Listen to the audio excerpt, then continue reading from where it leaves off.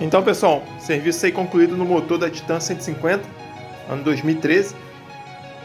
As peças aí, ó, que foram colocadas no motor da moto.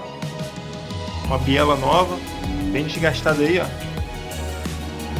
Aqui é a embalagem do tensor da corrente aqui, do guia da corrente de comando, o eixo aí secundário, o eixo do peão, né, o retentor do eixo do peão e do pedal de câmbio, rolamento do eixo secundário, rolamento do virabrequim, as travinhas aí que estavam quebradas aí, né, que trava esse rolamento aqui, duas quebradas e uma quase quebrando aí, ó. Bomba de óleo, tá bem presa ela, os retentores de válvula, né, as juntas, que é a embalagem da junta, um cilindro novo, botei da KMP, com pistão e anel, ficou top aí a motoca aí. É isso aí, galera, dá um like e se inscreve no canal para dar uma força aí, tem um vídeo completo no meu canal aí, valeu!